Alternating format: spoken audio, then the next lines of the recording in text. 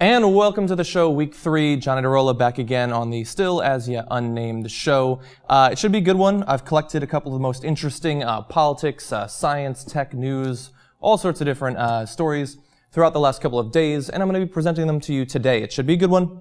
I've got some great stories, and if it turns out not to be good, at the very least it's going to be quick because I've only got about 5 or 6 stories here. But let's get right into it with the most interesting and most disgusting story of the day. Pete Santilli was talking about Hillary Clinton and her role in the Benghazi scandal on his right-wing online show, and he had some very graphic imagery in terms of what he wanted to do to her and the president in regards to that scandal. Let's take a listen. I want to remind you that in Benghazi, Miss Hillary, the freaking biggest vagina on the face of the planet, told troops to stand down and to not go in and interfere with the operation that they set up because they're moving arms. I want to shoot her right in the vagina and just really, I don't want her to die right away. I want her to feel the pain, and I want to look her in the eyes, and I want to say, on behalf of all Americans that you've killed, on behalf of the Navy SEALs, the families of Navy SEAL Team 6 who were involved in the fake hunt down of this Obama bin Laden thing, that whole fake scenario, because these Navy SEALs know the truth, they killed them all. On behalf of all of those people, I'm supporting our troops by saying we need to try, convict, and shoot Hillary Clinton in the vagina. So obviously a very rational analysis of what went on there. Obviously the highlight there is that he wants to shoot her in the vagina. And he later goes on to say, Barack Obama needs to be tried, convicted, and shot for crimes against the United States of America. And if anybody has a problem with that, then you are an enemy of our state. So both Hillary Clinton, Barack Obama, because they were involved in a scandal at an embassy that resulted in the deaths of 4 Americans, should be shot and killed.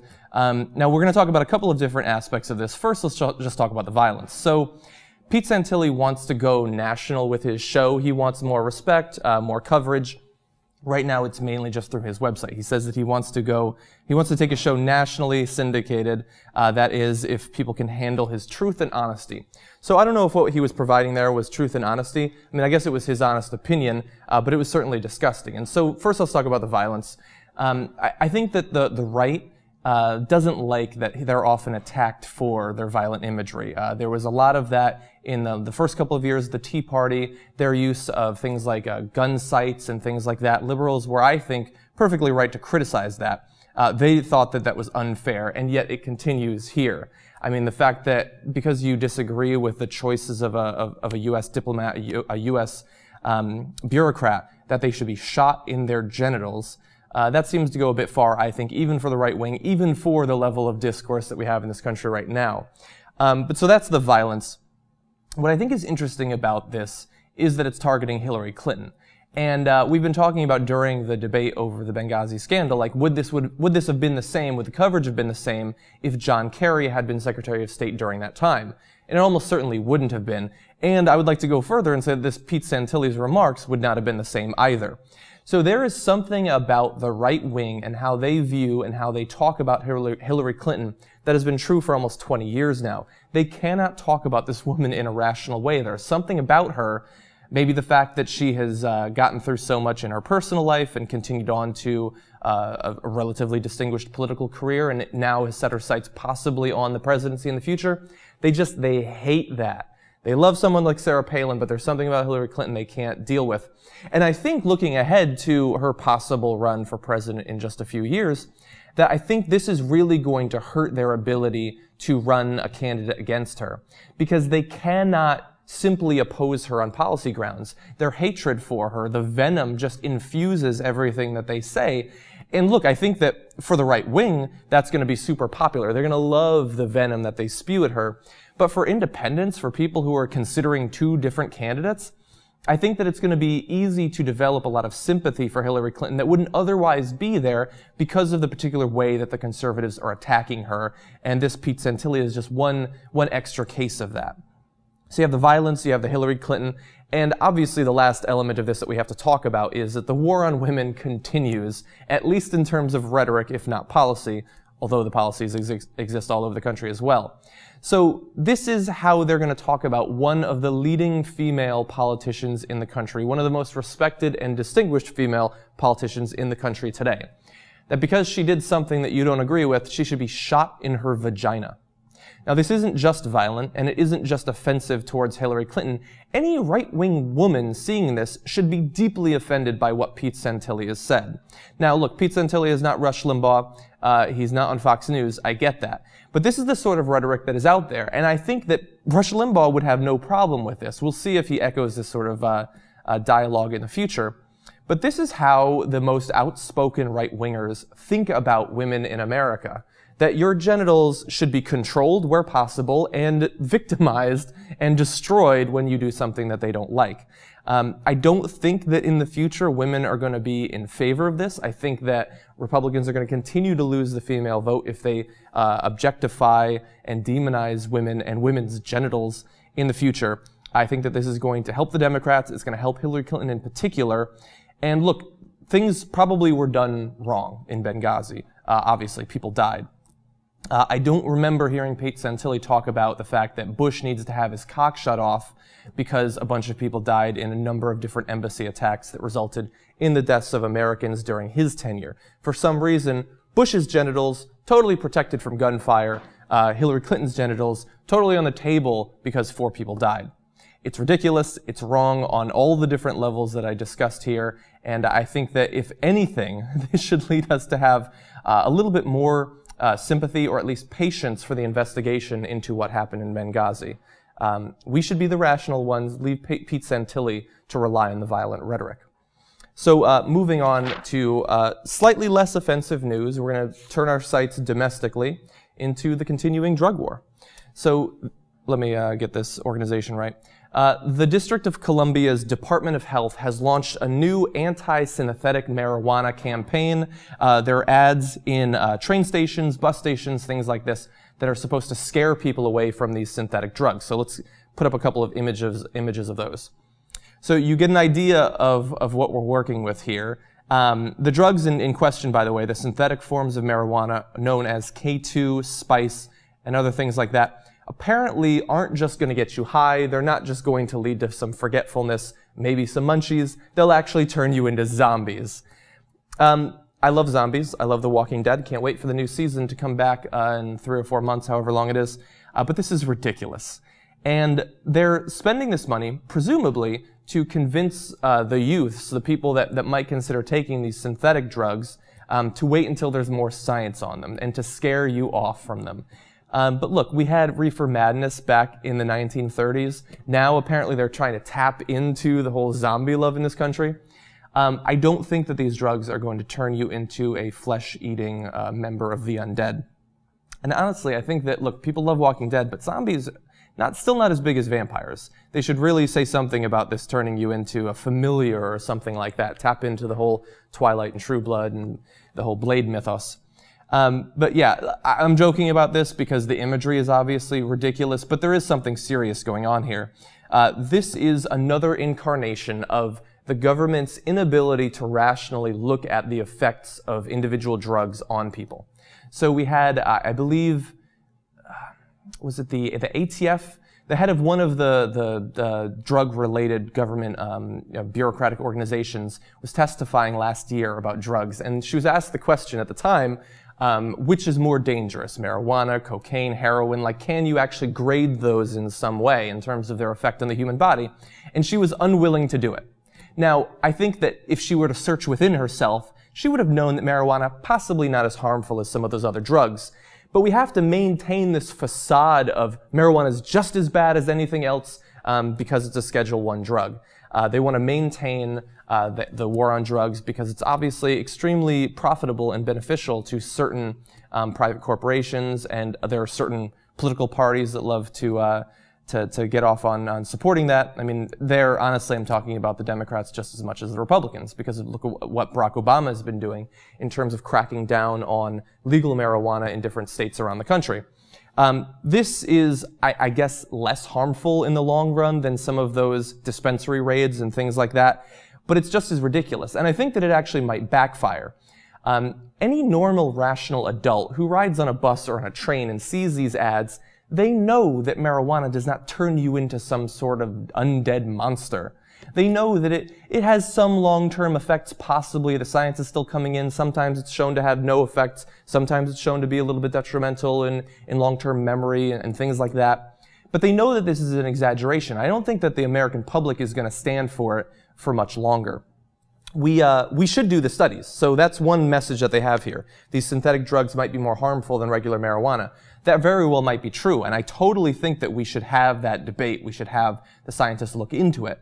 But we should legalize the regular drugs. Let's stop pretending that these are the worst things in the world, and only then can we look at them, both natural and synthetic versions, rationally, and really advise the youth of America into what is safe and what's not safe to consume. So that's a little bit ridiculous. We're going to talk about another thing that might be influencing the youths of America, and also the adults as well. And this is a fun little study that I found on NBC News, actually. So everybody has gotten distracted while trying to get work done. I know just around TYT Studios, it's extremely hard to get anything done, not just because of our computers and our cell phones, but also the people talking to us. But even if you were able to get past your coworkers, your friends distracting you while studying or trying to get work done at the office, the devices that we use are having an increasing impact on our ability to get work done and to get quality work done. So I'm going to talk about two studies here that show that that might be the case. The first is from Carnegie Mellon, and what they did was they had students, they had a couple of hundred students, 136 students, come in and take a test on a computer, and they were distracted by some sort of electronic means while taking the test. And they found that they got about 20% less of the questions correct because they were distracted versus the control group. Now that's a little bit arbitrary, it's a little bit constructed, artificial. I don't know how accurate this is for our real life, but it shows that these distractions do have some effect on our ability to concentrate and to get answers correct. So let's talk about a second one. This is from California State University, Dominguez Hills. And they did a study with 263 students. And this is a much more, I think, realistic depiction of what studying and working is actually like. So they had the students in their dorms, in their study halls, and things like that. They told them, okay, we want you to do this important school assignment for 15 minutes. Just go and work on it. And they observed them. And so let's not pretend that they don't know that the scientists are there. They know that they're being watched. But even when they're being watched, and they know they're being watched, and they know that this is a scientific study of some sort, their so-called on-task behavior started declining about 2 minutes into that 15-minute task. And overall, for those 263 students, we find that only about 65% of the time spent was actually spent doing the schoolwork. So even when you've got somebody watching you and cataloging how you're spending your time, only a little bit more than half of your time actually goes into getting work done. So what possible, what can we draw from this? What can we see about our own lives from this?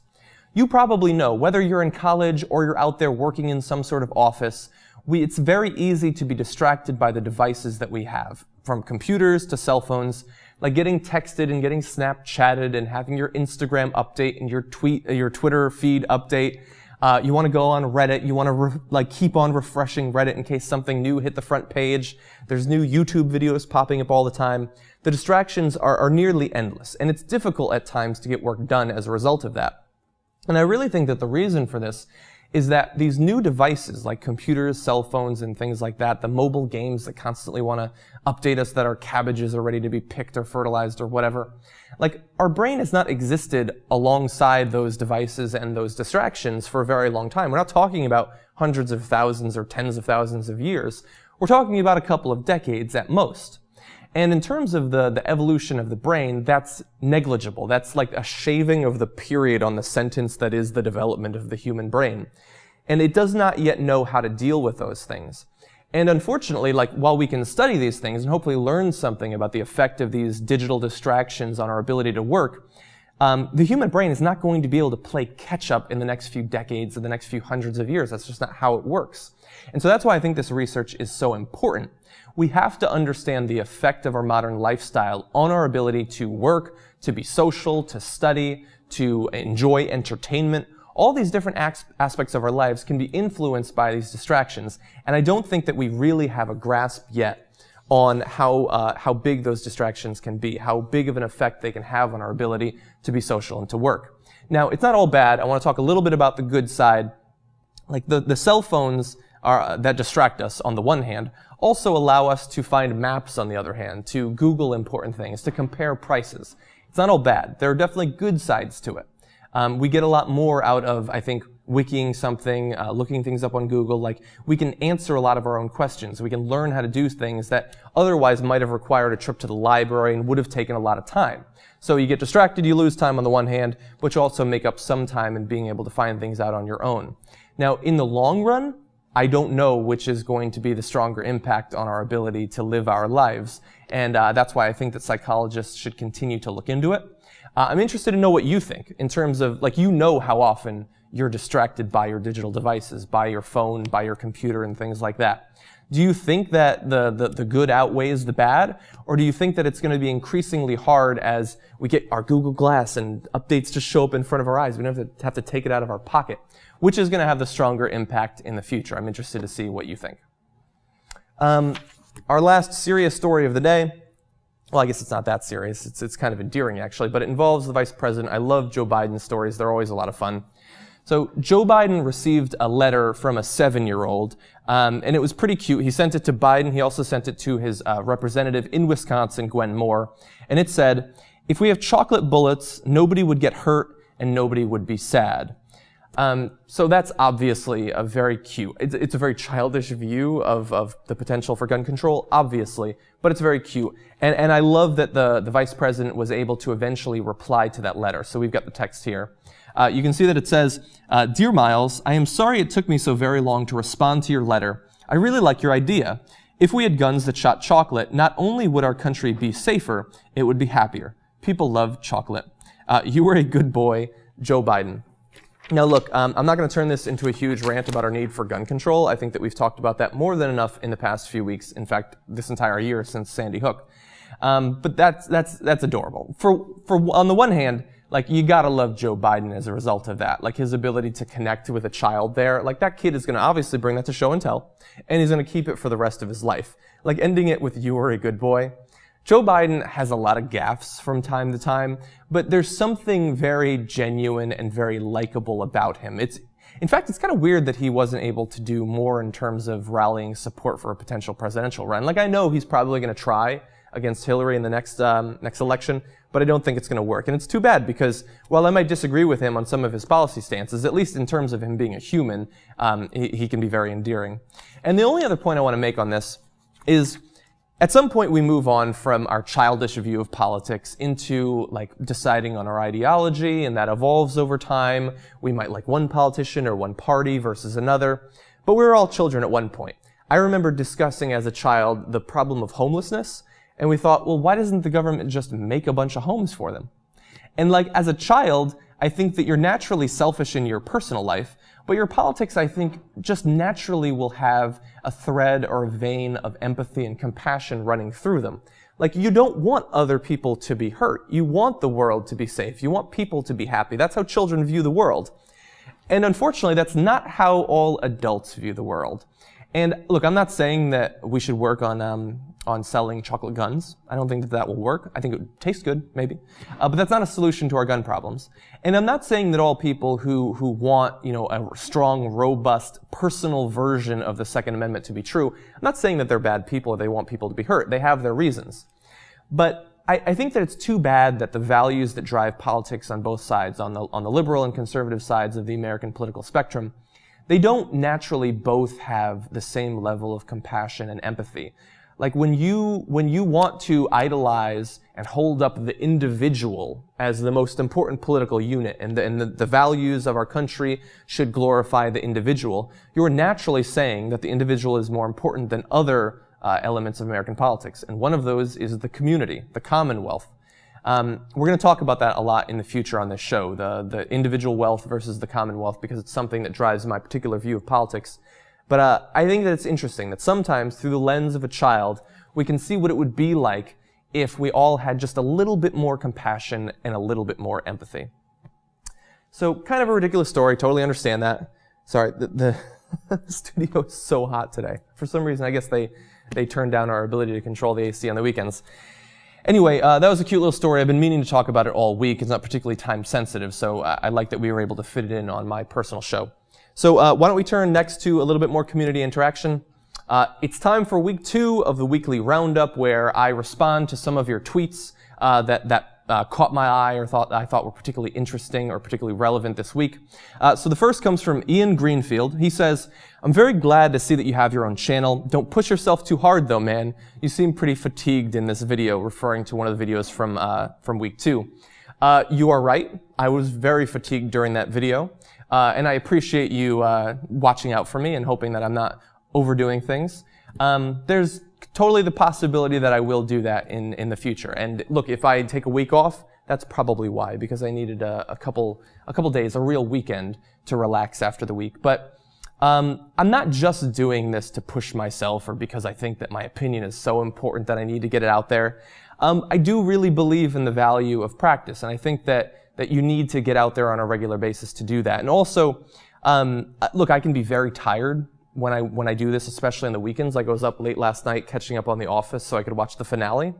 But this isn't just work to me. This is also my hobby. This is one of my favorite things to do, like getting in here and making the graphics that you see, and editing the videos and doing the producing and all that. Like for some people that would really be work, and I feel kind of bad for those people that that's their job but that they don't enjoy it. But I really do. And so thank you for the support and thank you for the concern, but at least for this week I think I'll be okay. Next tweet was from Ryan Sullivan. Says, "John, I know you play League of Legends. Have you ever played or considered playing Dota? It's free and you can play bots." As I responded to him on Twitter, yes, I do play League. I have also played Dota. Way back in the day, like maybe 8 years ago, I played a little bit of Dota, and I had to stop at the time because the racism and homophobia on there, even as a gamer, was too much for me. And people took the game so seriously. If you've played these games, these MOBAs, you know how it is. I couldn't deal with it. I do play a lot of League of Legends, actually. It's one of the games I play most regularly. I also have access to Dota 2's beta. It might actually be publicly released now. I'm not actually sure. And I've played a few games, both against bots and against people. It's totally fun. But in terms of my friends already playing League, it's hard for me to play another game that's so similar. They're just not going to transfer over at this point. And final point on this, I totally do intend in the future to have some sort of community game, probably in League of Legends, but it's just so hard to set up because when I have free time, I don't often have hours to like tweet it out and get the text set up. So I want to do that long term at some point. Christian Marasico said, this is in reference to me doing the solo hosting on Wednesday. You got to throw in some jank jokes. Man, there was no schwang wang wang moment. I think it's so ironic that you say that because I get criticism all the time when I do the main show that I'm trying to be jank or I'm trying to act like jank. I think it's accurate to some extent in that I don't watch a lot of the mainstream cable news, telepromptered, scripted shows. I've been watching the Young Turks for like 6 or 7 years at this point. And so to the extent that I'm going to be like anybody, I'm probably naturally going to be like jank. But in terms of throwing in the jokes, it does happen naturally from time to time, but I'm not looking to make even more of those forced comparisons between us two. And so I'll probably keep the schwang wang wangs holed up inside for now. Final point, and this is referring to Friday's show where I was co-hosting with Michael Shore and RJ Eskow. Samir Perez says, should Dems hit reps immoralities more often during elections, e.g. Colbert versus Sanford, referring to that recent congressional race? I totally think they should. I like to harp occasionally on the psychological differences between liberals and conservatives, between Democrats and Republicans, and there's tons of them. And the way that they run their elections is one of the most common. Like, Democrats just don't have the spine to get aggressive and to attack in the same way that Republicans do. There are some exceptions. Grayson is a very good exception. Obviously, Cenk would not have that problem if he was running for office. But it's pretty common. And I think that it's unfortunate, like, especially when they're the ones being hypocritical. Like, the things that the Republicans get up to in terms of, like, the homosexual relationships on the side, we don't have a problem with that on the liberal side at all. But when you run your elections on family values and say that you believe one thing, but then are acting another way in private, I think that then it becomes fertile for attacks, and I think that it's perfectly appropriate. So anyway, that's the weekly roundup for this week. If you have any thoughts, any suggestions, feel free to tweet them at me, and maybe you'll show up on the next weekly roundup.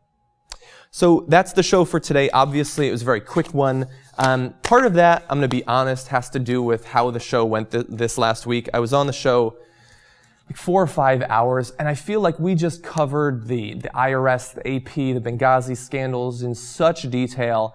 I'm honestly a little bit politicked out, and I certainly didn't want to talk about those scandals in detail on my own show. I wanted to keep a little bit lighter for this week. In terms of the next few weeks of the show, I had someone say that they hope that the show does not just become whatever shows didn't make the cut for TYT. And I totally understand, based on my description of the show in the past, how you might think that. That's totally not how it's going to be. If I've chosen a story for earlier in the week and we didn't get to it, I totally thought it was an interesting story. I wouldn't have suggested it if it wasn't. So any story that shows up on here is something that I'm going to be personally interested in. In terms of what the channel will look like long term, I have no idea. Will it always be sort of this TYT style thing? Maybe, maybe not. I'd love to do some vlogs and stuff like that. The problem really is that there's different types of content I might produce, and there's already sort of areas for those. So if I did vlogs, I'd probably put them up on TYTU. If I did gameplay or something like that, it'd probably end up on Nerd Alert. And so for now, it just seems like the natural home on this channel would be for the more political stories and second hour stories and things like that. Anyway, I want to thank you for joining me for this third episode of my solo show. By the way, if you have ideas for names, still looking for a good name, haven't thought of one, been too busy, feel free to tweet those at me. And I'll see you next week for more fun political and other news-related stories.